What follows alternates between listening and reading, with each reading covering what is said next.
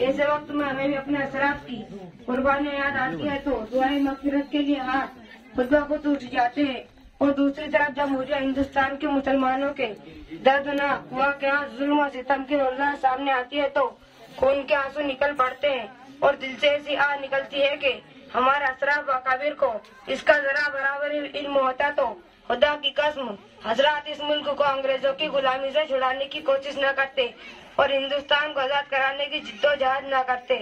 यूँ आए हैं सभी जहां में मरने के लिए, जिंदगी उनके जो मरकर भी जिया करते हैं।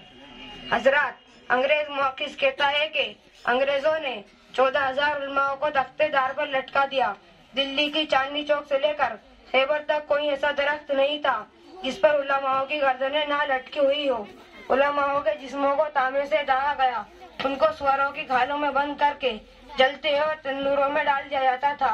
लाहौर की शाही मस्जिद के सहन में एक एक दिन में 80-80 उलमा किराम को बोरियों में बंद करके डाल दिया जाता और गोलियों का निशाना बनाया जाता था। मोहतरम दोस्तों, हजरत मौलाना हुसैन अहमद मदनी रहमतुल्लाह अलैह का एक वक्त ऐसा आया कि अंग्रेजों ने चारों तरफ से घेर लिया और गोली मारने का हुक्म दे दिया। 2 लाख का मजमा है, चारों तरफ अंग्रेजों की तोपें लगी हुई है। लोगों का ख्याल है कि मौलाना हुसैन अहमद मदनी रहमतुल्लाह अलैह मैदान में न आएंगे, मगर वह मर्द मुजाहिद कफन बदोश स्टेज पर आ गए और अंग्रेजों को मुखातिब करके कहा, लिए फिरती है बुलबुल चोंच में गुल, शहीद नाज की तरबत कहाँ है। हजरत, ये वही मौलाना हुसैन अहमद मदनी है जिन्होंने माल्टा के जजीरों में 4 साल तक जेल काटी। जब घर के अनीस अफराद के फौत होने की खबर मिली तो बजाय रोने के अपने वालिद मोहतरम को खत लिखा। मसाइब में उलझकर मुस्कुराना मेरी फितरत है, मुझे नाकामियों पे अश्क बहाना नहीं आता।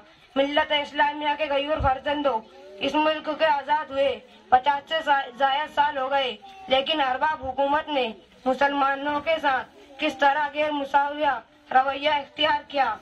सैकड़ों फसादात की तारीख हमारे सामने है, जिसे याद करके कलेजा मुंह को आता है, जबानें गुंग हो जाती है।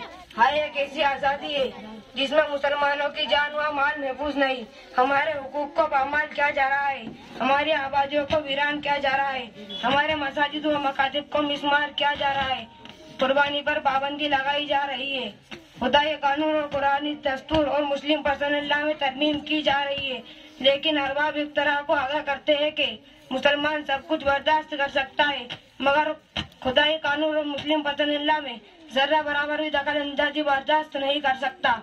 जमीन फट सकती है, आसमान टूट सकता है, खुदाई कानून और मुस्लिम पर्सनल्लाह का कानून बदल नहीं सकता है। कौले मोहम्मद कौले खुदा फरमान न बदला जाएगा, बदलेगा जमाना लाख मगर कुरान न बदला जाएगा।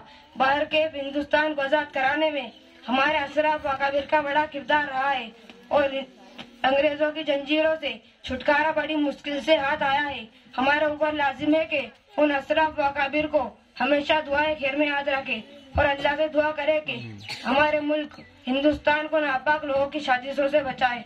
आमीन। माशाअल्लाह, बहुत ही अच्छे अंदाज में इन्होंने